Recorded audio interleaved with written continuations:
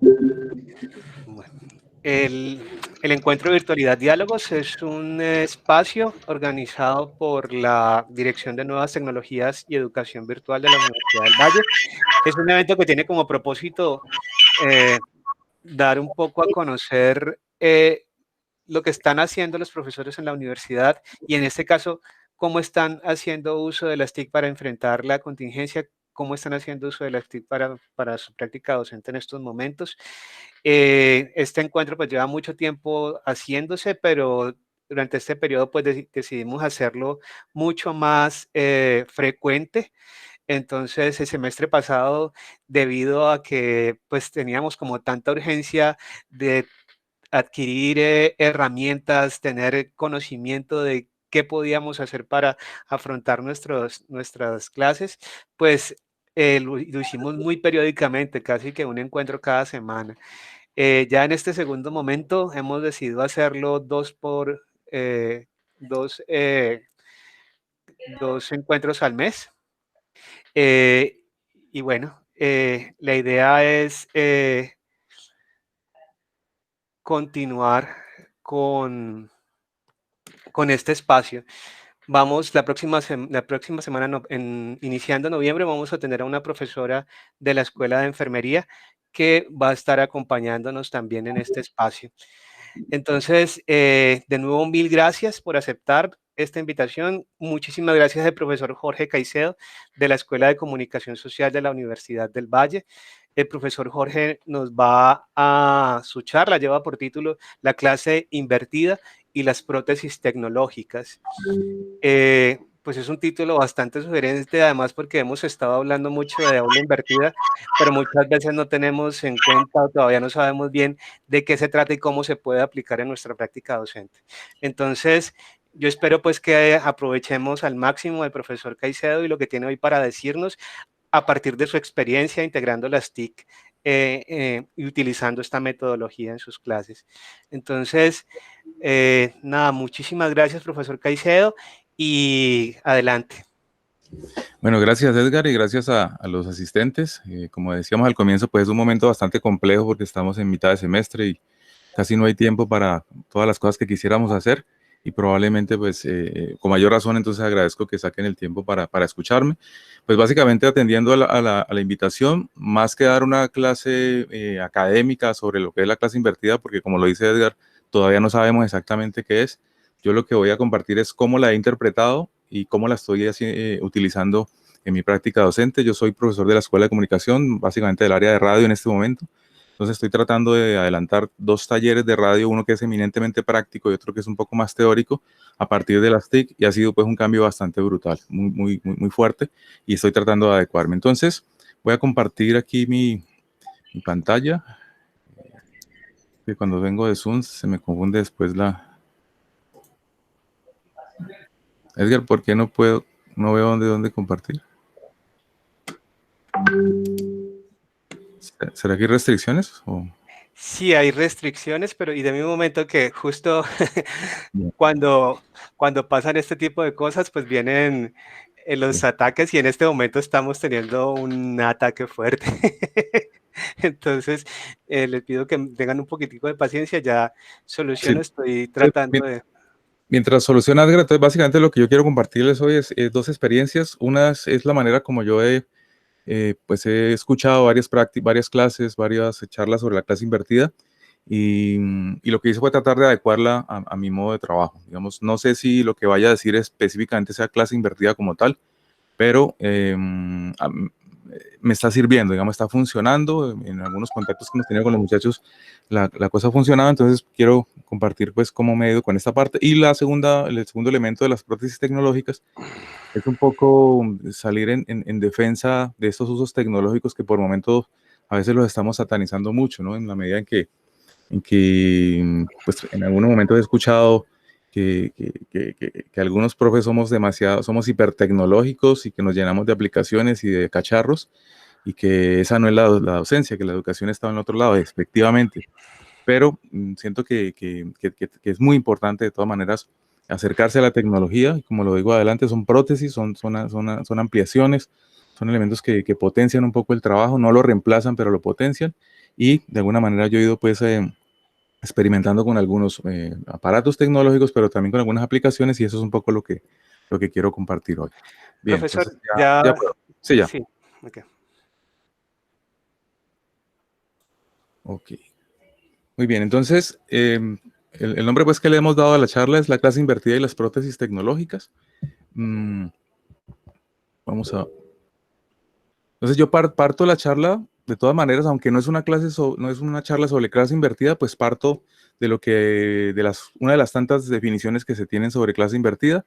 Entonces, hablamos de que la clase invertida es un modelo que ante todo busca que la gestión del aprendizaje pase mucho más a las manos de los estudiantes y que nosotros seamos una suerte de acompañantes. Entonces, el objetivo, según lo que he entendido, es que podamos cada vez más dar autonomía al estudiante, que digamos que la sesión sincrónica o el encuentro virtual, esa que siempre hemos utilizado para transmitir información, pueda repensarse, pueda hacerse otro tipo de usos de ese tiempo, aprovechar ese tiempo en un complemento y dejar ese momento de contacto del estudiante con la información y con los fundamentos y con las teorías para un momento previo. Otro de los elementos que nos dicen es que a diferencia del modelo tradicional, entonces el profesor basaba pues la transmisión de información del profesor de los alumnos en ese ejercicio de contacto. Aquí el modelo intenta que esas TIC trabajen esa experiencia de aprendizaje por fuera de la clase. Entonces, partí de esos elementos, y uno tercero donde me dicen el profesor debe permanecer a un lado ejerciendo un guía y tutoría más que ser ese alimentador de datos, que en un momento dado lo puede ser, pero que en esta clase me dice, utilice otras herramientas, otros elementos, deje que el estudiante llegue con ellos y usted haga otro tipo de ejercicio o fortalezca ese ejercicio que ya hacía, pero dese más tiempo para hacer esa tutoría y ese seguimiento. Esa fue, digamos, la comprensión que yo planteé, que yo entendí mejor de lo que era la clase invertida. Entonces, frente a esos primeros elementos, dije, bueno, hay que repensarla entonces. Bueno, vamos a ver cómo vamos a entender en la práctica eso de la clase invertida. Lo primero que analiza uno y que lo hemos conversado con algunos colegas es que de alguna manera hace mucho rato estábamos intentando hacer clase invertida. Digamos que los procesos normales siempre hemos intentado que haya un antes de la clase, y en ese antes de la clase nos hemos concentrado en dejar lecturas, dejar videos, dejar audios, materiales multimedia, con los que aspiramos que el estudiante llegue a la clase y podamos ejercer un trabajo de discusión, pero también un trabajo de fundamentación, por lo menos con una base anterior. Eso es lo que hacemos durante. Entonces, después de esa lectura de esos videos, viene el elemento de la teoría, la fundamentación, la discusión y la aplicación de algunos de esos conceptos en clave de taller durante la clase. Esto con miras después a que haya un tercer elemento que es un después, donde hacemos algún tipo de aplicación de esas discusiones, de esa teoría, de esa fundamentación, a partir de ejercicios de largo y mediano aliento. Entonces, de alguna manera, ese antes ya lo estábamos usando hace mucho rato, siempre lo hemos hecho. ¿Qué me implica entonces la comprensión que he hecho yo de la clase invertida? Que en este momento ese antes entra a tomar mucho más protagonismo, digamos. Incluso aquí lo hago de una manera casi que gráfica.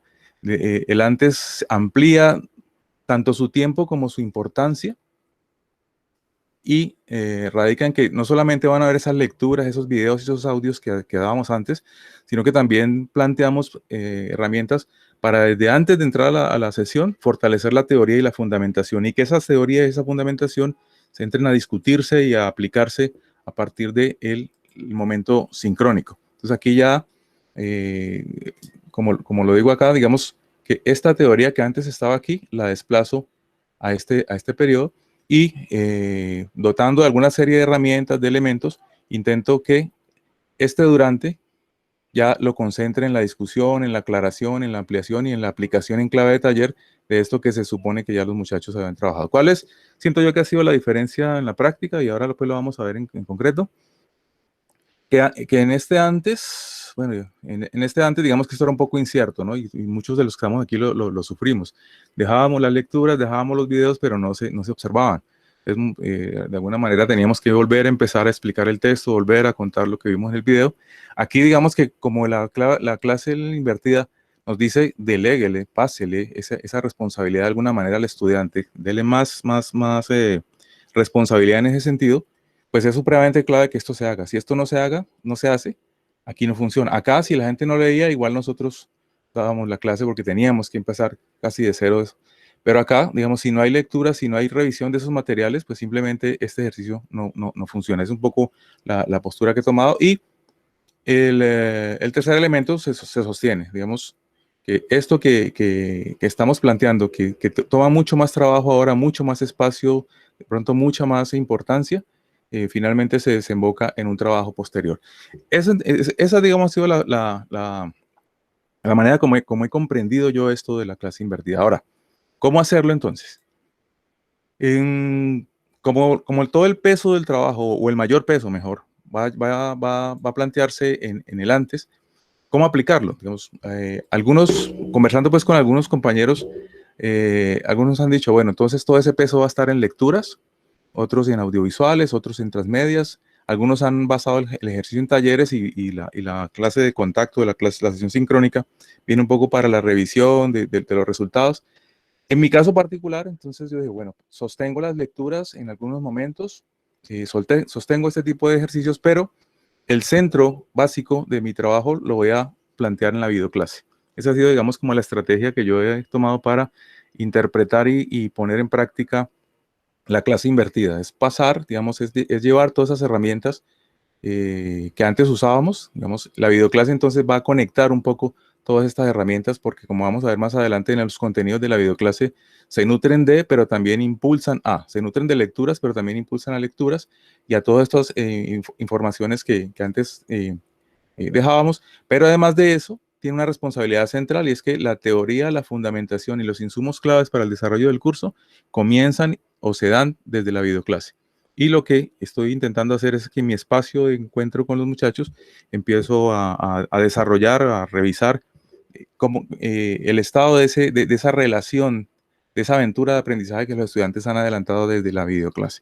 Esa fue la decisión que tomé desde un comienzo en el semestre y así lo estoy adelantando. ¿Cuál era después la decisión siguiente? Bueno, ¿cómo vamos a realizar videoclases? ¿Cuál va a ser esa metodología para desarrollar ese dispositivo al que le hemos denominado videoclase? La videoclase entonces yo la voy a entender como un dispositivo de información, de orientación y de motivación.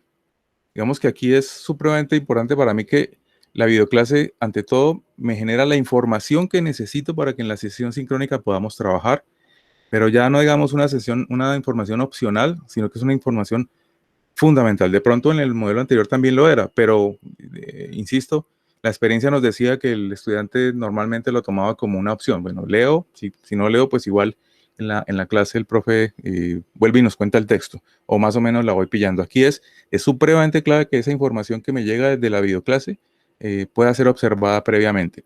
Otra cosa es que esa videoclase también comienza a orientar el trabajo que voy a hacer en la sesión sincrónica. Entonces, además de informar, de dar esos fundamentos, también empieza a plantear una serie de premisas, una serie de guías, una serie de indicaciones que van a ser clave y que van a agilizar un poco el trabajo que se hace en la sesión sincrónica. Y lo otro, que también es un reto bastante fuerte, es que esa videoclase no puede ser un texto, una letra muerta, como lo digo yo más adelante, sino que tiene que ser un ejercicio motivador que haga que observarla sea agradable, que observarla, pues más que divertida, eh, seduzca o invite a ser observada y que eso redunde en que el proceso de aprendizaje se vuelva mucho más ágil, sobre todo en momentos como los que estamos viviendo, donde estamos siendo agobiados, tanto los docentes como los muchachos, por muchos elementos. Entonces, la videoclase, ante todo, la voy a entender como es un dispositivo que informa, que orienta, pero también motiva el proceso de aprendizaje.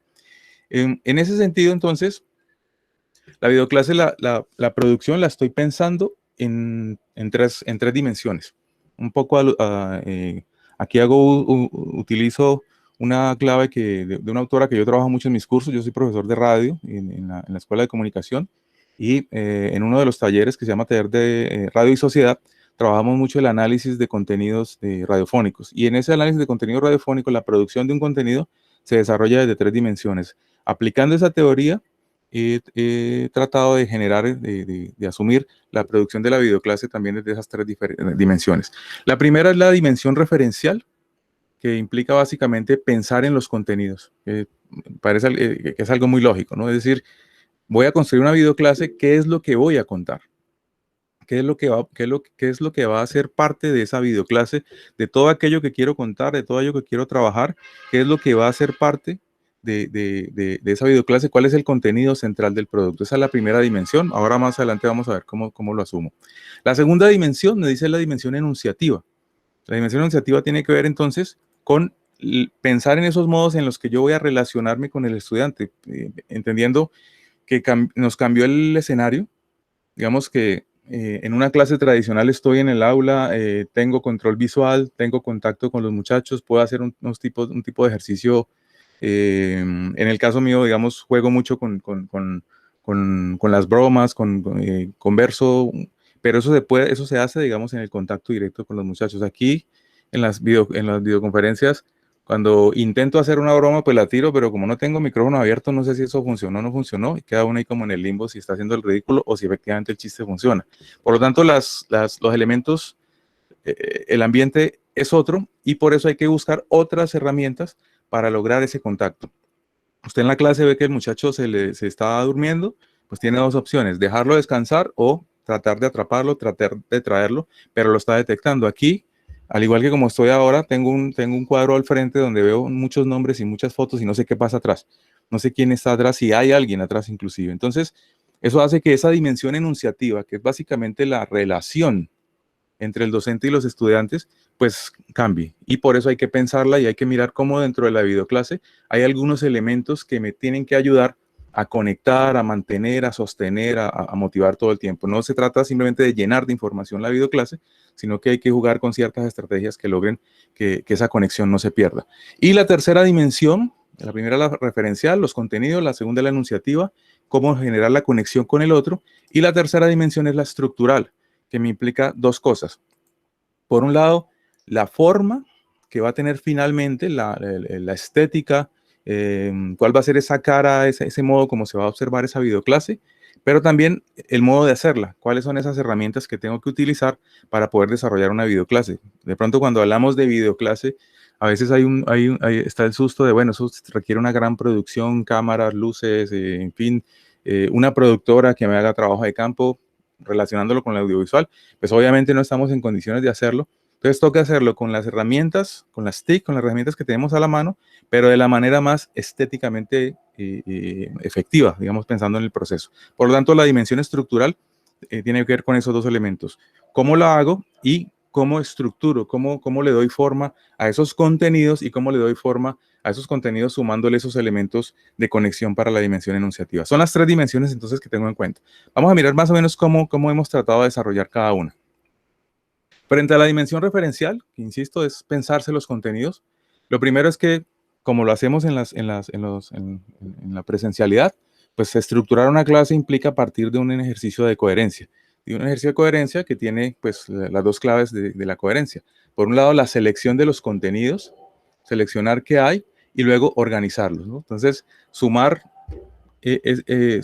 los contenidos que requiero, pero también darle un orden secuencial, darle eh,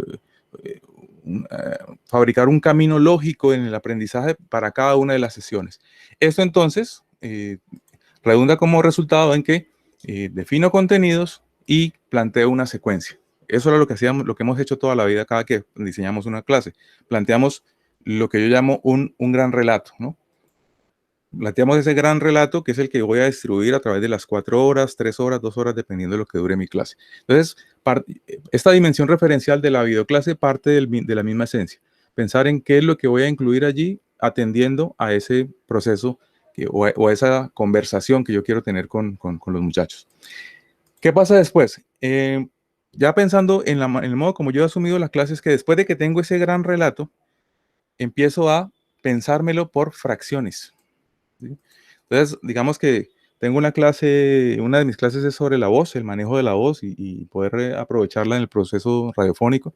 Entonces, mirar, bueno, ese gran relato y que busca que los muchachos se acerquen a conocer su voz, se acerquen a conocer esas técnicas particulares que acompañan el manejo de la voz, pero también el proceso de enfrentarse a una cabina y a la grabación, y luego a los diferentes tipos de locución que yo puedo hacer, ahí encontré 4 momentos. Todos esos 4 momentos de ese gran relato se me van a convertir específicamente en 4 episodios. Entonces, primer descubrimiento que se hace sobre la marcha, y lo descubrimos a partir de ejercicios anteriores. Esas videoclases de larga duración son bastante complejas. Son bastante complejas porque pues, hay que generar un esfuerzo muy fuerte de cohesión y de coherencia allí para que un estudiante se sostenga, digamos, todo el tiempo durante observando la videoclase. Entonces, la solución que dimos fue pensarnos un poquito en términos de las lógicas de la observación de audiovisuales ahora. Nosotros entramos a Netflix a ver series y vemos las series por episodios y las vemos a nuestro tiempo, a nuestro modo. Entonces la idea es construir ese gran relato y luego plantearlo en pequeños episodios. Cada uno de esos episodios será un pequeño capítulo, una producción, un mini video que conforma la gran videoclase previa a la sesión sincrónica. Entonces ahí lo planteo. Entonces ese primer gran relato, que era mi curso de locución, finalmente se convirtió en 4 episodios. Uno que habla de la fisiología de la voz, otro que habla de los cuidados de la voz, otro que habla de los tipos de locución y otro que habla de los tipos de grabación, por dar un ejemplo así muy grueso. Listo, entonces, primera decisión, mis videoclases, más que una videoclase, es una serie de pequeñas videoclases que constituyen episodios de un gran relato. ¿Qué pasa con esos episodios? Le estoy planteando entonces al estudiante una doble opción. Digamos, él puede, antes de la sesión sincrónica, observarla de manera episódica, es decir, puede definir en sus tiempos cuándo ve ese primer capítulo, cuándo ve el segundo, cuándo ve el tercero, maneja sus tiempos, o si es uno de esos que se va encarretando, pues también lo puede hacer como a veces hacemos nosotros, como nos veíamos Game of Thrones, cada que salía la esperábamos 8 meses y la agotábamos en 2 días. Hacemos una maratón de video. Entonces él puede escoger cómo va a adelantar ese proceso a través de esa videoclase, dando sus tiempos, intercalando con las otras, digamos, tareas, porque no soy solo yo el que está trabajando con ellos.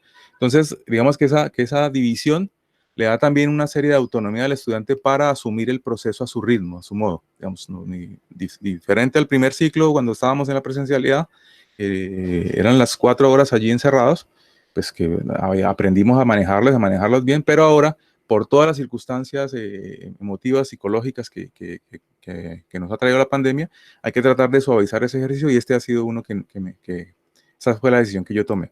Bien, eso en cuanto a la dimensión referencial. Entonces el contenido, la gran decisión es plantear, construir esos contenidos, dividirlos en fragmentos y construir episodios para que esa observación pueda hacer en el tiempo o bajo las reglas y la decisión de los estudiantes. Frente a la dimensión enunciativa, la segunda, la que nos implica, bueno, ya establecido los contenidos, establecido ese dispositivo, cómo hacer para enganchar y para entrar en contacto para que el estudiante no solamente observe toda la temporada, sino que se enganche en cada uno de los episodios, siguiendo con el símil de la serie. Entonces ahí, digamos que la dimensión enunciativa ante todo es eso, es construir esa gran relación entre esos dos personajes. Y esa relación implica una serie de elementos, ¿no? Digamos, cómo generar conexión. El estudiante está viendo el video en su casa, está solo, tiene la decisión de abandonarlo o no, lo puede seducir o no el espacio. Entonces, hay una implicación constante cuando estamos diseñando el proceso y tanto el contenido como la estética, en que debo estar incluyendo elementos que lo conecten, que me conecten con el estudiante y que el estudiante se conecte conmigo a través del audiovisual. Es un audiovisual que tiene que generar procesos donde el estudiante se sienta incluido en el proceso. Aquí estamos hablando de la inclusión en términos de que el estudiante sienta que ese proceso que yo intento adelantar desde el video le interesa, no solamente se conecta, sino que se hace un ejercicio de inmersión en el proceso y por lo tanto también hay que pensar muy bien en esos contenidos para que esa inclusión sea efectiva. Tiene que ser también un material que lo interpele. Ya no tenemos la posibilidad como en la presencialidad de las preguntas, del contacto, al menos de manera directa, pero tenemos que buscar los mecanismos para que ese video constantemente le esté preguntando, le esté diciendo cosas, le esté diciendo esto es con usted, oiga, ¿qué le pareció esto? ¿Cómo vamos aquí?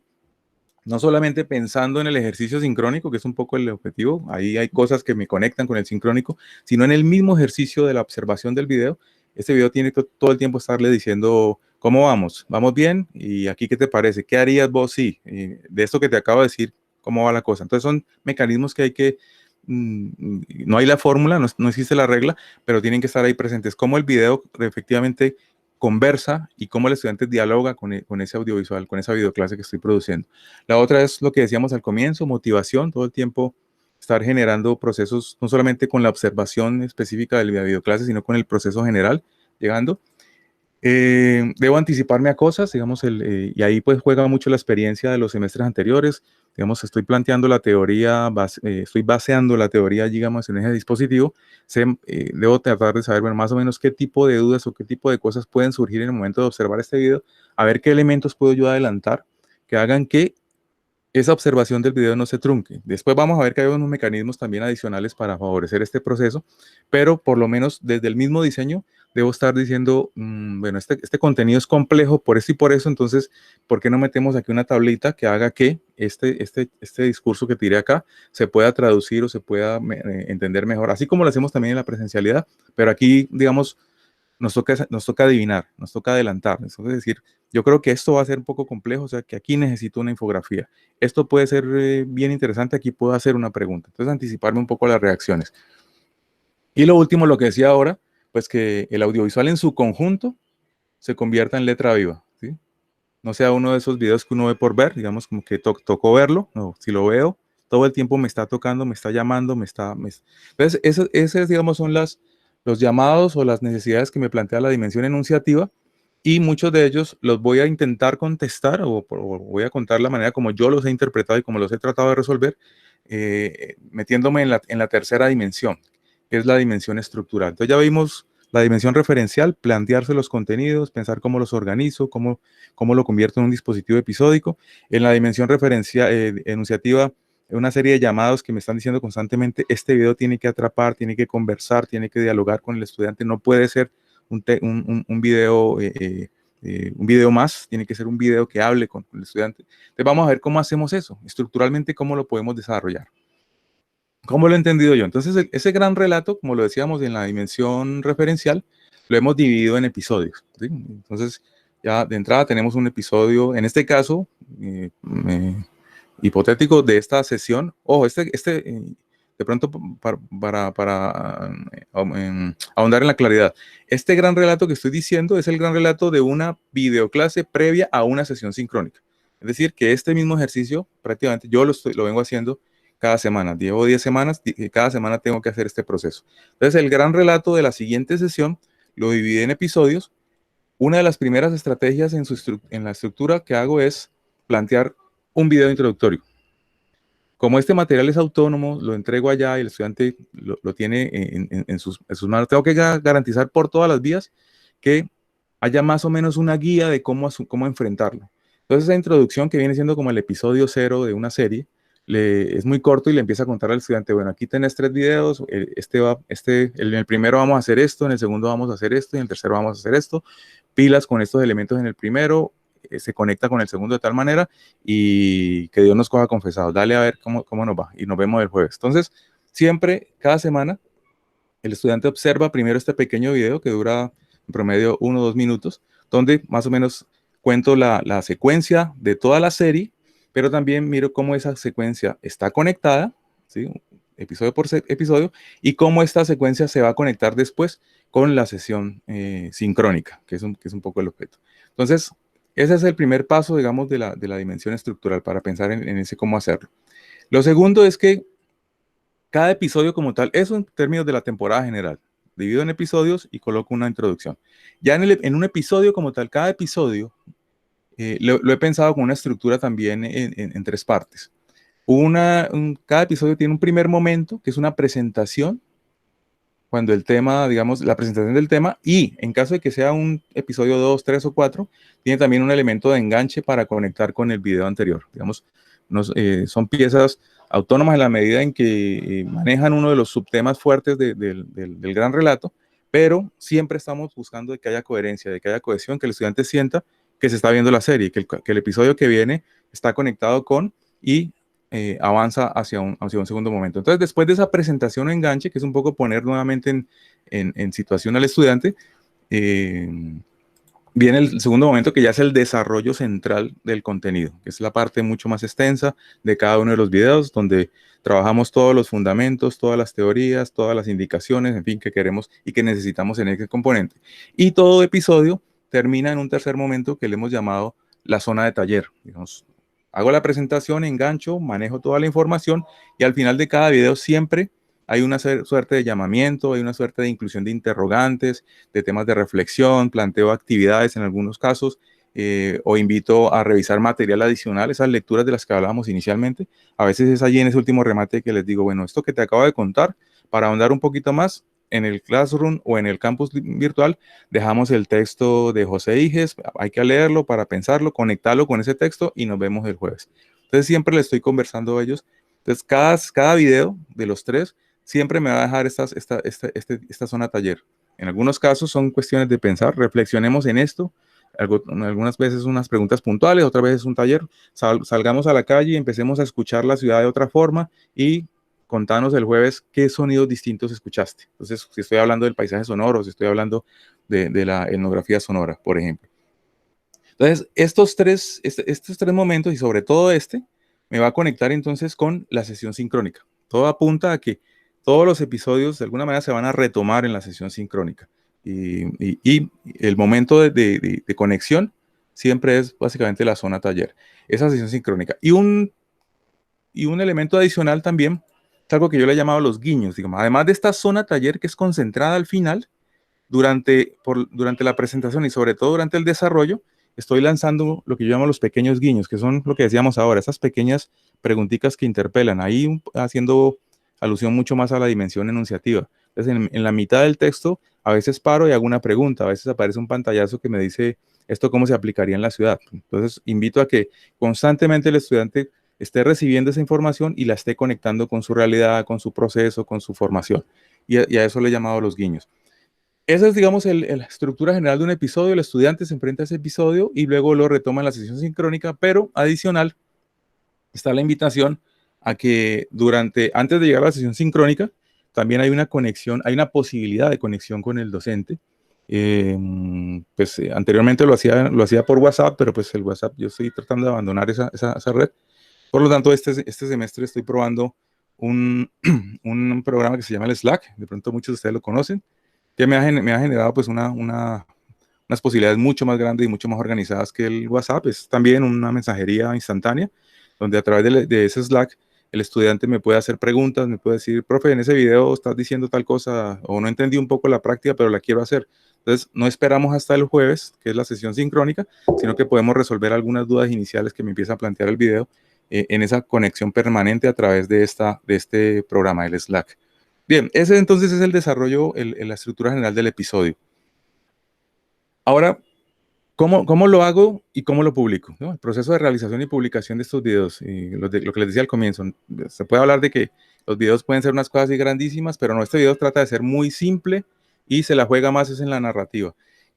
Yo parto de dónde? Parto de esto, de lo que hemos hecho toda la vida, las presentaciones. Ese gran relato lo construyo a partir de mis presentaciones. La variante que hago y en la que insisto mucho, yo creo mucho en el PowerPoint. El PowerPoint ha sido sí, lo han tratado mal. Dicen que es el hermanito pobre de estas presentaciones porque vienen las otras que hacen movimiento y todas esas cosas. Pero yo siento que el PowerPoint lo que pasa es que a veces no lo explotamos al máximo. ¿Sí? El PowerPoint tiene mucho que dar y yo trato de que mis presentaciones sean ante todo una narrativa audiovisual. ¿Sí? Me perdonan la letra, mi letra no se entiende, simplemente lo hago como terapia. El PowerPoint para mí es una narrativa audiovisual. Entonces la planteo, le huyo mucho, digamos, a esas plantillas que me arrojan todo el texto. Yo intento que esas plantillas conversen, que esto aparezca primero, luego aparezca esto, luego aparezca esto, luego aparezca esto, y por último esto rojo se convierta después en rojo, para que eso me permita también acompañar la construcción del discurso que hago. Entonces, lo primero entonces es plasmar ese gran relato en esa presentación, pero insisto, una presentación muy dinámica, ¿sí? Muy dinámica en el medio, en el marco de lo que nos permite hacer PowerPoint. Después de PowerPoint, entonces, ya estando la presentación, lo combino con el relato. Digamos que esto es lo visual y aquí viene el audio, que el audio va a estar a cargo mío. Pero una cosa clave de las videoclases es que no se trata de un sonoviso o de plantearlo como un sonoviso raso, es decir, una presentación que va girando y una voz por allá en off empieza a conversar. Oh, lo que he revisado pues en algunos textos es que la importancia de hacer conexión, pensando en la dimensión referencia, en la dimensión enunciativa, en hacer conexión constante con el estudiante hasta donde les sea posible con el audiovisual. Por eso, lo que he hecho es más que ponerle voz a las presentaciones, es utilizar una plataforma que es muy fácil de manejar, muy intuitiva mejor, que se llama la OBS, Open Broadcasters Software, creo, o el popular OBS Studio. No sé si, me imagino que algunos ya lo están utilizando, yo lo encontré y me ha parecido fascinante OBS. Entonces, ¿qué es lo que hace el OBS? Me permite fusionar estas dos opciones sin sacrificar la visual por una cosa clave para mí. Entonces, esta es, digamos, la interfaz del OBS. Entonces, en el OBS lo que yo hago entonces es en un mismo cuadro incluir la presentación e incluir al docente de manera física. ¿Por qué de manera física? Porque nosotros, al menos en radio, sabemos que la voz necesita de otros tres elementos. Necesita la actitud corporal, necesita la quinesis y necesita el lenguaje paralingüístico. Y esta quinesis y esta actitud corporal solo pueden apoyar la voz, o bueno, apoyan la voz, y aquí me sumo en esto, a partir de la visualidad. Es decir, un poco lo que estoy haciendo aquí. Ponerle energía, digamos, a esa voz. En el caso mío, por pues, cuestión de la forma de mi crianza y de mi formación, necesito mucho de las manos para trabajar. Por eso es importante para mí generar esa conexión visual, miren aquí, esa conexión visual con el estudiante, ¿sí? Y por otro lado, que me permita jugar con, digamos, el movimiento de mi cuerpo para darle mucha más intencionalidad a lo que estoy contando y a lo que estoy narrando frente a esa presentación. Entonces, el OBS me ayuda en ese sentido. Me permite mostrar la presentación y a medida que va sonando, yo de manera casi semipresencial, virtual, pero por lo menos visualmente, me presento ante los muchachos. Este OBS es muy chévere porque te permite mezclar, por ejemplo, aquí está la cámara, un tablero, un open board si quiero, la presentación PowerPoint y mi voz. Y todo eso se mezcla, es un tablero de mezcla, y a partir de ahí la OBS finalmente me produce el audiovisual. Ya pensando en la forma como tal, eso en cuanto a la estructura y en cuanto al soporte tecnológico para hacerlo, el OBS. Pero ya pensar un poco la forma como voy a disponer esos elementos en pantalla, también responde, digamos, unos principios. El primero es el principio de composición, lo que les decía ahora. Para mí es muy importante que esto no es por ego, sino por lo que les decía anteriormente. Yo necesito que el estudiante me vea y que poderle transmitir al estudiante desde la movilidad de mi cuerpo y de mi quinesis, toda la energía que quiero plantear en los trabajos que estoy haciendo, y eso de alguna manera es algo que ayuda a esa dimensión referencial. Por lo tanto, miren que el porcentaje de presencia del docente aquí es fuerte. Digamos, no sacrifico, digamos, la claridad de la presentación, pero ese docente allí es porque intento de alguna manera simular, crear un ambiente simulado para que nos acerquemos lo mayor posible a la clase como tal, o al menos a la relación entre seres humanos. Por eso la composición la juego aquí. Hay personas, digamos, que se la juegan con un cuadro más pequeño. Hay otros que incluso juegan con este cuadro, pero trabajan el cuerpo más entero. Aquí, digamos, vivo en uno de esos apartamenticos de 60 metros cuadrados, no puedo hacer un estudio más grande, por lo tanto, esa es, digamos, la porción de cuerpo más amplia que me deja el espacio. Pero podría y me gustaría hacerlo un poco más amplio para que la movilidad del cuerpo fuera total.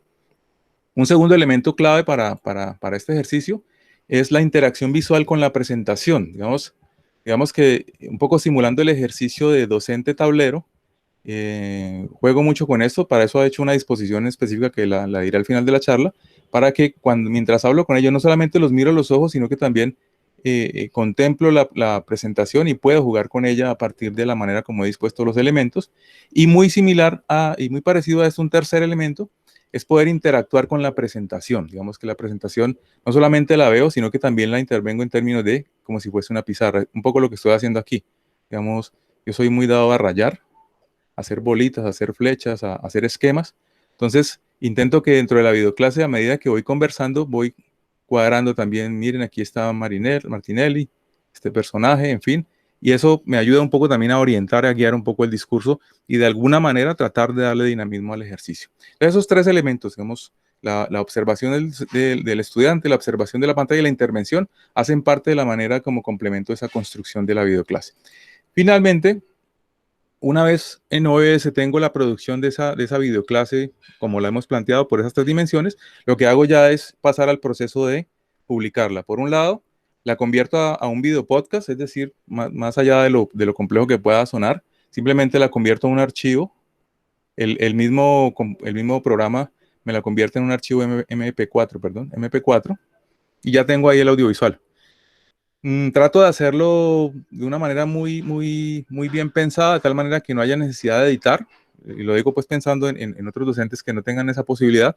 Eh, pero digamos, es susceptible de que si yo quiero, puedo hacer algún tipo de edición, ¿no? A veces ponerle intertítulos si se me olvidó o quiero reforzar un poco la cuestión, meto intertítulos. Si quiero también puedo usar títulos sobre imagen, digamos, créditos, o aquí pongo eh, un subtítulo para reforzar esos guiños, por ejemplo, de los que yo les decía, a veces los pongo aquí en imagen, sale la pregunta con un intertítulo encima que invita a que a medida que le estoy contando el guiño le está planteando también un interrogante.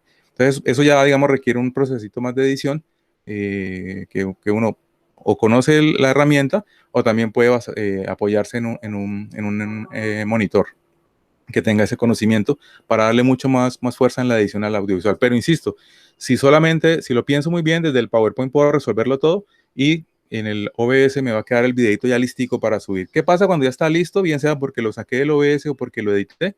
El paso que sigue, bueno, esto también es aquí, esto es más o menos la zona taller, práctica sugerida y la voy contando, la voy planteando para que se haga. Entonces, finalmente, lo que se hace es la publicación. Y yo he encontrado dos vías básicas para publicar mis videoclases. La una es la tradicional YouTube, digamos, abrir un canal de YouTube para tener ahí mis videos con códigos cerrados, pues que solamente se puedan ver con quien tenga el contacto o quien entre al Classroom o al campus virtual. O en el caso mío, este semestre que estoy usando Classroom, lo estoy haciendo a través de Google Drive. Subo todos mis videos a una plataforma de Google Drive y luego, desde el Classroom, o desde el Moodle también lo hubiera podido hacer, desde el Classroom publico los videos. Entonces el estudiante entra a su Classroom, a su campus virtual, y en cada una de las sesiones están las videoclases para que las pueda ir observando. Están contenidas en un Google Drive y el Classroom lo que hace es un enlace que lo atrae. Este es, digamos, el proceso entonces con el que yo he realizado las videoclases, la manera como lo entiendo, la manera como desarrollo mi proceso de clase invertida y me ha funcionado. Quiero cerrar entonces, que sé que solo tenemos una hora, haciendo una rápida, rápida alusión a este segundo momento. Como ya lo hemos visto en este desarrollo de la clase invertida, son muchos los elementos tecnológicos que se ponen en juego, los muchos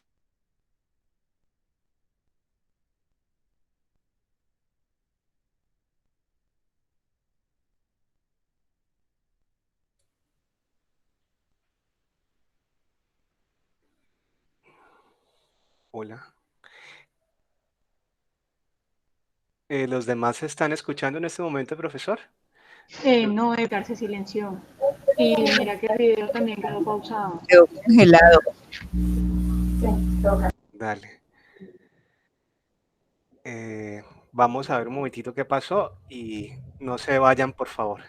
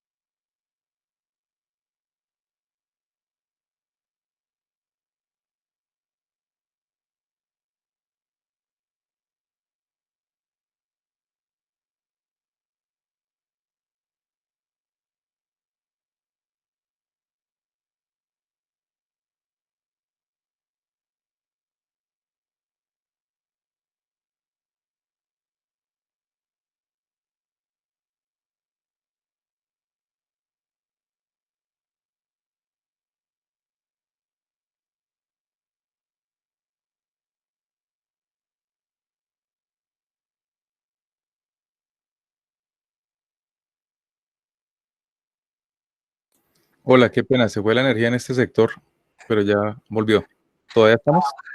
Sí, creo que todavía, Sí, profe, aquí todavía, seguimos. todavía estamos. Quedamos entonces en, nos iba a explicar lo de las prótesis en el segundo momento. Ujú. Sí, ahora sí. ¿Estamos todavía?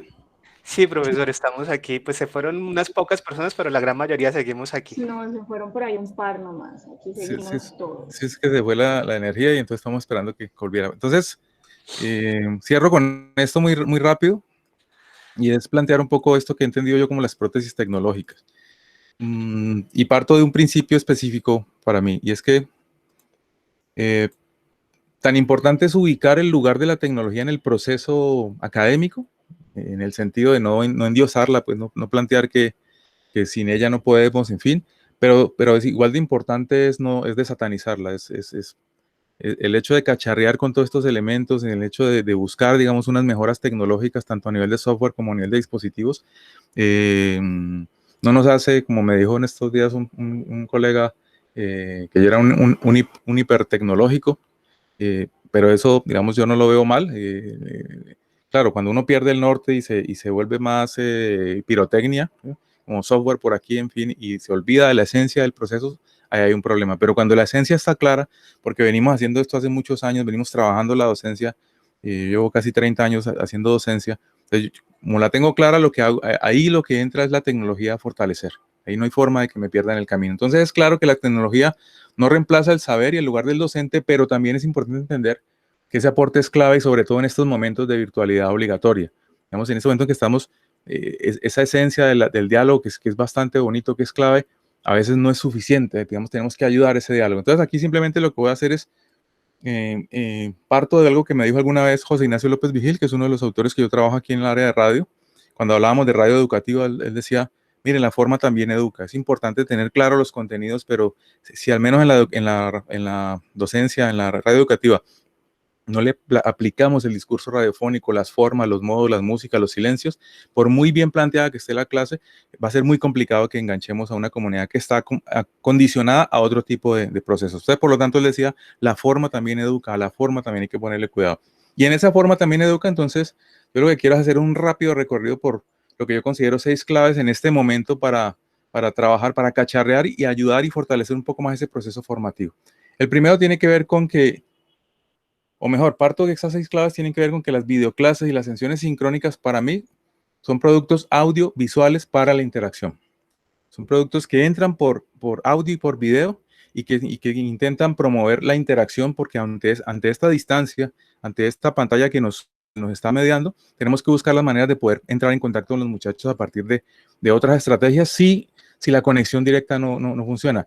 No sé si a ustedes les ha pasado, pero en la escuela de comunicación hay una tendencia, los muchachos están cayendo en algo que yo no sé muy bien en qué consiste, pero ellos le llaman el ser neurodiversos y eso hace pues que las conexiones, que la atención sea muy difícil, por lo tanto hay que jugársela, además de una buena construcción narrativa y de fondo, con una muy buena forma. Entonces, por ser un producto audio, el sonido tiene que ser clave para que mi ejercicio docente sea muy bueno. La visualidad también es clave, debemos cuidarla mucho y buscar herramientas para apoyar, para generar esa interacción. Entonces, en ese sentido, son 6 cositas, 6 recomendaciones que yo hago. La primera es el audio. Digamos, no basta con que nos escuchen, tienen que escucharnos bien. Digamos, partimos de que estamos, me pasa a mí en el claustro de profes con 2 compañeros específicamente que tienen unos micrófonos terribles o no sé qué es, se les oye muy lejos y es muy difícil la conexión con ellos, poder conversar, poder escuchar lo que plantean. Y eso implica un sobreesfuerzo, implica un cansancio, implica un agotamiento y los jóvenes en estos momentos de agobio no podemos sumarles un elemento más. Entonces, la invitación es a intentar generar las clases y las grabaciones en espacios donde podamos ejercer control sobre el audio, alejarse de esas fuentes de audio como las calles. A veces decimos, bueno, mi computador está aquí en la sala y pues ahí está. Pero entonces decir, bueno, es distinto cuando estás trabajando tus cuentos vos que cuando estás conectándote con otros. Ahí sí tenés que tener en cuenta el entorno. Entonces, tratar de no estar ni tan cerca de las calles ni en los espacios de mayor tráfico. Por ahí vi una videoclase donde hacían casi que en la cocina y por ahí pasaba todo el mundo atrás del profe. Entonces, un poco eso es ruido que complica. Asegurar entonces, por un lado, que nuestros dispositivos de captación sonora, micrófono, tenga buena calidad. Digamos, a veces nos confiamos de que como el micrófono me sirve para conectarme con mi amigo, también me va a servir para toda la clase, y se requiere un mínimo testeo, grabarse aquí a través de Meet para escuchar, saber cómo funciona ese micrófono y poder facilitar la claridad del discurso que estamos planteando. Los micrófonos de los computadores, como este, no siempre son los más adecuados. Entonces, ¿por qué? Pues porque son omnidireccionales. Entonces, yo estoy hablándole a él y también entra todo el ruido de atrás, de todos los lados. No discriminan la planificación sonora, entonces el ruido de fondo, micrófonos más profesionales o ni siquiera más profesionales, micrófonos un poquito más específicos, lo que hacen es darle prioridad al primer plano y de alguna manera enmudecen el fondo, y eso también facilita la claridad de la escucha. Y no evitan el encajonamiento. A veces nos toca dar clase en el cuarto porque el resto de la casa está ocupado. Eso pues produce una reverberación muy fuerte, y hay micrófonos que nos ayudan a apaciguar este proceso, o por lo menos dispositivos que nos lo ayudan a hacer. Entonces, el audio de mala calidad genera agotamiento en los estudiantes y estimula la dispersión y el abandono de la sesión. Y eso a veces no nos damos cuenta porque estamos muy encarretados tirando nuestro rollo, y ese problema de audio puede ser clave. Lo ideal, un micrófono externo, digamos. Entonces, es el primer cacharro que propongo, un micrófono externo. Micrófonos externos que van desde cuestiones mucho más sofisticadas, pues como este que tengo acá, que es el que estamos viendo allí, un SM58, pero eso ya es otra cosa. Yo no lo compré para las clases, pues mi trabajo adicional es también el trabajo de locución. Por lo tanto, yo tenía todos los cacharros. Entonces, uno puede tener desde esto, que es mucho más sofisticado, un micrófono dinámico y una interfaz de audio, que es más o menos costoso, por ahí hay 1.200.000 ahí en esos dos aparaticos, pero también hay otros dispositivos mucho más simples que nos ayudan a mejorar el sonido, ¿no? Una buena diadema, pues desde estas que son carísimas, pues, bueno, carísimas no, pues por lo menos un poco más costosas, pero es de una buena marca como la JBL hasta otras. O también hoy en el mercado hay unos pequeños micrófonos que simulan un poco este ejercicio del dinámico, como este, que es un microfonito baratico, no es así la gran cosa, pero trabaja muy buen sonido. Se conecta por USB, o sea que no necesito cacharros adicionales, y ya tengo un buen sonido. Además es portátil, donde me lleve la clase, me llevo el micrófono, y eso garantiza un poco más claridad sonora. Y para los que trabajan con celular, también a veces nos confiamos de que el micrófono celular es suficientemente bueno. También hay unos elementos adicionales como estos micrófonos de solapa. Primera recomendación, entonces, cuidar el audio, que el audio llegue fresco, que llegue tranquilo, que llegue puro, que no genere, que no esté contaminado de tanto ruido. Segundo, obviamente el video. Pues, así como decimos que no basta con que nos escuchen, tampoco basta con que nos vean, tienen que vernos bien, digamos. Entonces, ahí es un poco cuidar un poco la composición del cuadro, que eso también hace parte del cacharreo.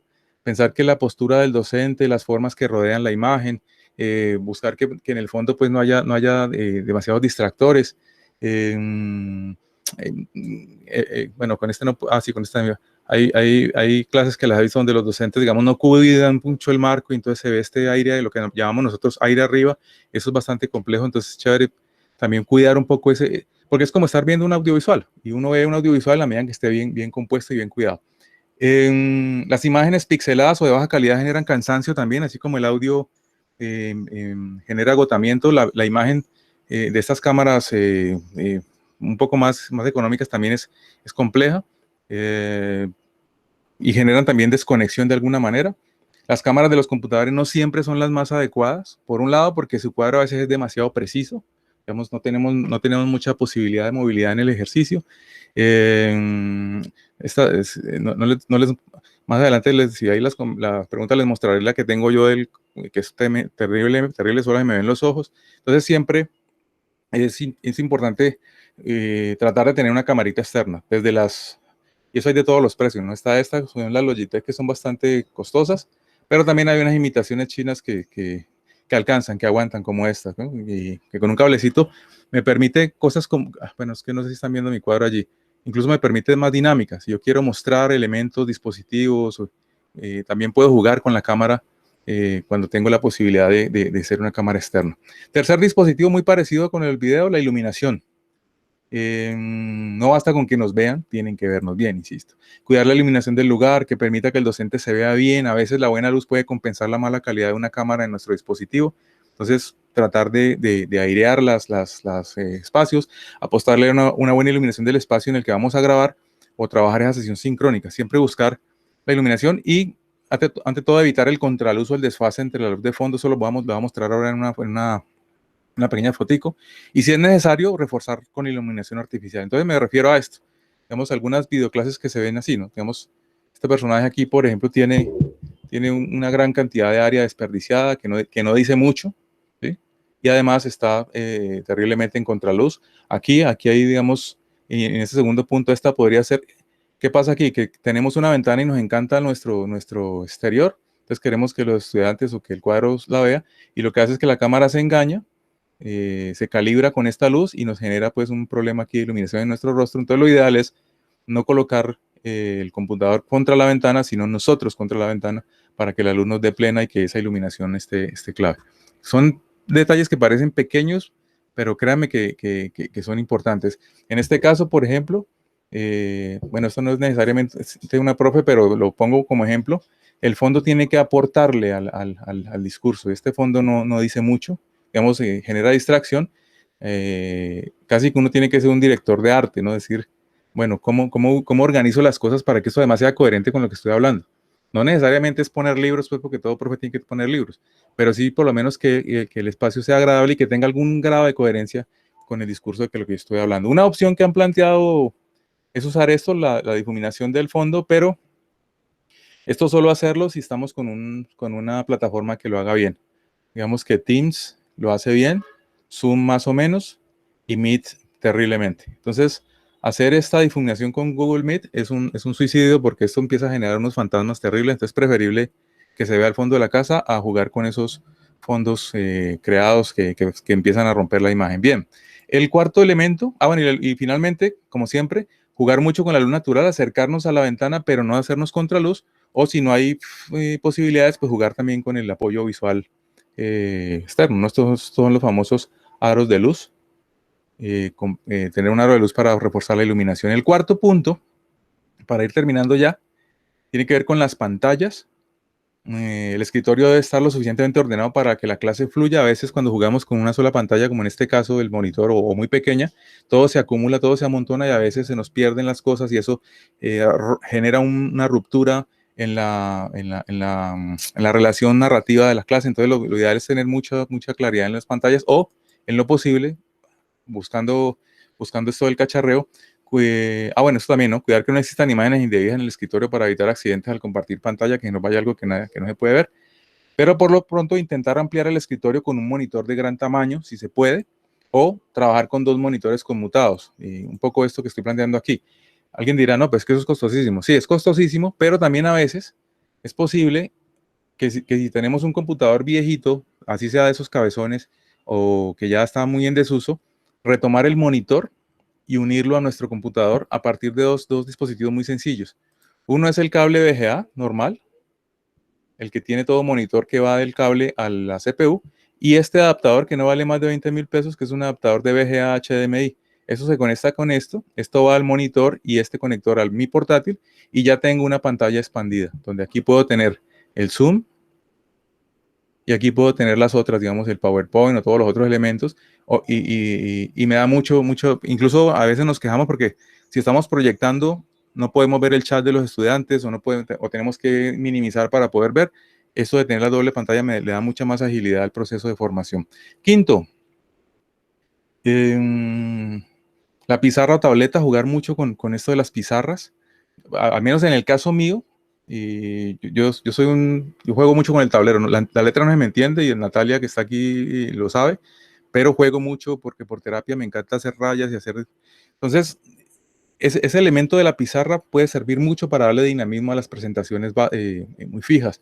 Entonces, es interesante poder tener esos tableros para poder trabajar. En ese sentido, una manera de recuperar el tablero o el tablero es una manera de recuperar y romper la quietud que tiene un PowerPoint, y ahí hay muchos elementos para usar, ¿no? O el whiteboard, el open board, el OneNote, el Jamboard, el journal y el PowerPoint, digamos. Esto que estoy usando aquí es PowerPoint. Esta raya la estoy haciendo directamente desde el PowerPoint. No estoy usando un tablero o un open board, sino que el PowerPoint tiene ese mecanismo que me permite a mí jugar con punteros, por ejemplo, señalar, o me permite a mí también hacer resaltados, pues, en un momento dado, y estoy dando otro tipo de interacción, o borrar todo lo que he hecho. Entonces, el mismo PowerPoint me puede generar también un proceso de pizarra bastante interesante, pero lo ideal se puede hacer directamente con mouse, pero lo ideal sería complementar estas aplicaciones con una tableta digitalizadora y su lápiz baratica, porque no somos dibujantes, bueno, además de los diseñadores.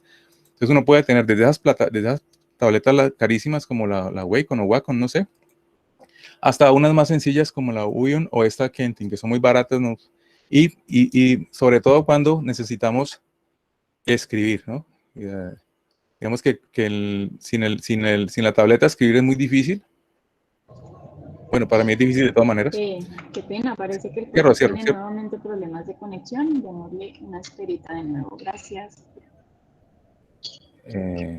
Algo pasó allí. Bueno. No sé. Siga, profesor. No sé, Natalia estaba atendiendo otra cosa. Bueno. Y lo último son las aplicaciones de interacción. Digamos, ya estando en la sesión sincrónica, lo que hemos notado es que los muchachos pues muchas veces se ocultan, digamos, en el anonimato y le huyen un poco a la conexión. Entonces hay que buscar, no obligar, pero sí buscar herramientas que nos invitan a fortalecer esa conexión, a invitarlos a participar de formas distintas, muy en clave de app. Entonces, un poco estas apps de interacción es intentar romper el silencio y el anonimato en el que nos ocultamos a través de ese mosaico de nombres, y para eso la idea es dar alternativas para la participación y el trabajo colaborativo en las sesiones sincrónicas. ¿Con qué? Buscar diversificar los modos en los que los estudiantes pueden convertirse en agentes activos del proceso. Digamos, eso de preguntar no siempre funciona. Natalia, ¿estás ahí? Simplemente hoy me pasó, digamos, un estudiante lo llamé 3, 4 veces y no funcionó, se fue, dejó el maletín y se fue. Entonces, digamos que esa pregunta directa no siempre funciona. Entonces, hay que buscar como algunas alternativas que puedan ayudarnos en ese sentido. Entonces, yo lo que he acudido es a algunas aplicaciones como esta, yo la recomiendo mucho, ya lo hemos usado bastante, yo sé que ustedes la conocen, Mentimeter. De pronto a veces exageramos, pero bien utilizadita, es bastante interesante. La suite de Nighlab, que también nos permite hacer otro tipo de cosas, Padlet. Algunos ejemplos muy rápidos. Mentimeter, por ejemplo, tiene dos cosas muy básicas y que me gustan mucho, que es esta, la que todos hemos usado, la nube de palabras, y que las veces que la he usado me funciona muy bien, tanto para que los estudiantes participen como para que los estudiantes sigan en la discusión, porque el estudiante incluye su concepto y luego lo defiende o intenta exponerlo, y se siente representado aquí y entra a fortalecer lo que ha dicho. Y una muy parecida, que es esta open-ended, que a partir de una pregunta específica ya no le pido al estudiante que no lo obligo a que hable, pero sí a que escriba. Él va colocando una serie de post-it ahí en la pantalla, compartido, colaborativo, y en la medida en que me voy refiriendo a cada uno de los post-it, la gente se va animando a defender lo que plantea. Entonces son como cositas que uno utiliza para motivar un poco ese ejercicio de conversa.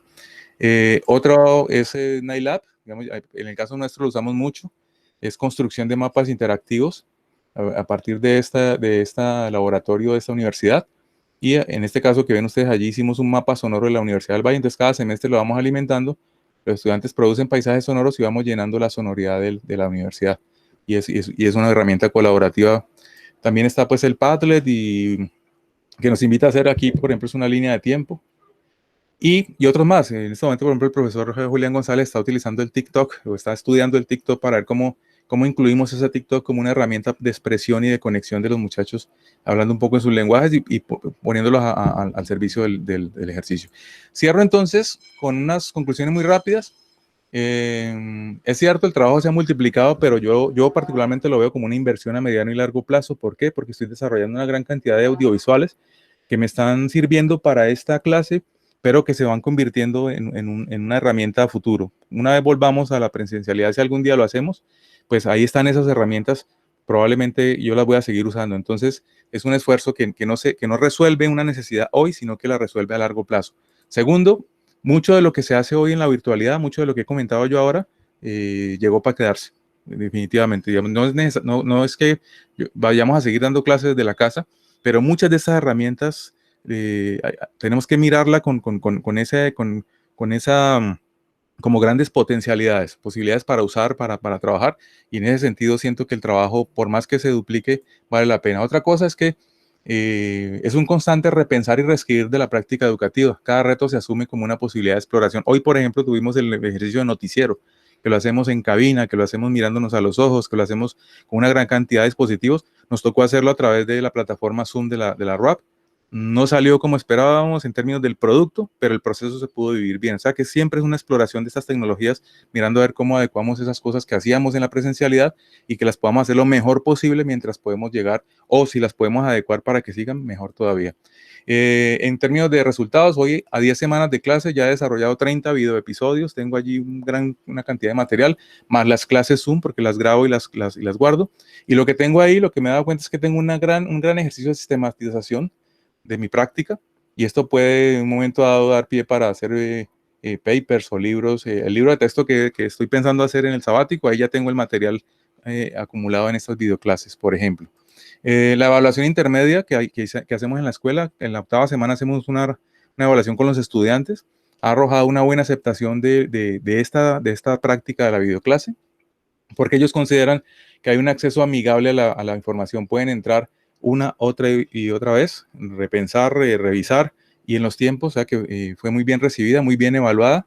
Y por último, las prótesis no han desviado el centro de importancia del proceso educativo, han hecho mucho más fácil el camino por él y hacia él. Muchas gracias. Profe, muchísimas gracias por su presentación. Yo creo que ha sido bastante iluminadora para todos los que hemos tenido la oportunidad de escucharlo. Y no sé si hay preguntas en este momento que queramos hacerle al profesor ya para terminar el encuentro. Si hay alguna inquietud, alguna pregunta. Desconectemos aquí.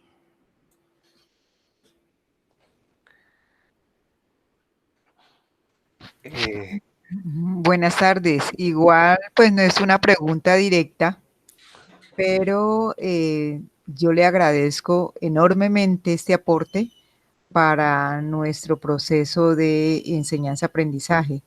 Y uno de los elementos que me pareció bien interesante y que yo lo hago más o menos es el de la elaboración de episodios en mis clases para no cargar al estudiante. Inicialmente lo hacía y era dar toda la clase y subirla para que ellos la pudieran utilizar en cualquier momento, pero se hacían muy largas, muy pesadas, y eso siempre traía sus traumas para los chicos y chicas. Y a partir de este semestre, pues empecé a trabajar en el sentido de los episodios, o sea, fraccionar las temáticas, y así pues ya los estudiantes iban directamente a los temas que en ese momento tenían problemas o que querían reforzar. Entonces me parece muy oportuno esa notación que usted dio al respecto, y pues los otros elementos importantísimos. Gracias. Gracias, profe. Y sí, efectivamente la fragmentación es clave, y sobre todo también darle lo que decíamos, ¿no? Darle fuerza a cada uno de esos fragmentos para que pueda cada uno motivar ciertos elementos del proceso. Y además después el estudiante lo que hace también es una lectura incluso rayuelística. Él a veces, aunque uno le mande el intro, él dice, bueno, voy a empezar por esta, porque puede ser que también se dé esa mirada saltando los episodios, volviendo a ver uno. Es decir, da mucha flexibilidad ese modo de acercamiento.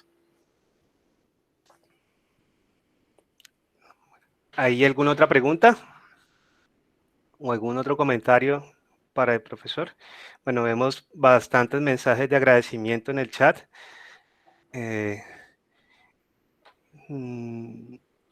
No sé. Una petición, el video, la presentación sería bueno que la compartieran. Gracias. Sí, el video va a estar disponible en el canal de YouTube de la DINTEF. Allí hemos estado poniendo todos los videos de este encuentro de virtualidad. Hay un canal ya para el encuentro, entonces ahí puede acceder, profesora, y encontrar esta y todos los encuentros que hemos tenido hasta el momento durante este periodo. Bueno. Bueno, entonces solo resta agradecer también la invitación, y estoy a la orden, digamos, y en la Escuela de Comunicación, tanto el profe Kevin como el profe Julián y yo, pues hemos estado pues cacharreando distintas cosas, y ahí está, digamos, la experiencia mínima o mucha que podamos tener, con todo gusto la compartimos. Bueno, profesor, muchísimas gracias y muchas gracias a los profesores que se conectaron el día de hoy para escuchar esta charla. Los invitamos para el próximo 3 de noviembre, martes. Estén pendientes de sus correos porque vamos a tener una nueva encuentro con una profesora de enfermería. Entonces, los invitamos desde ya, estén pendientes de sus correos para que se agenden. Gracias de nuevo, profesor Caicedo, y muchas gracias a todos los asistentes. Esto fue un evento organizado por la Dirección de Nuevas Tecnologías y Educación Virtual de la Universidad del Valle, y pues nos vemos en una próxima oportunidad, y hasta luego. Muchas gracias, hasta luego. Hasta luego.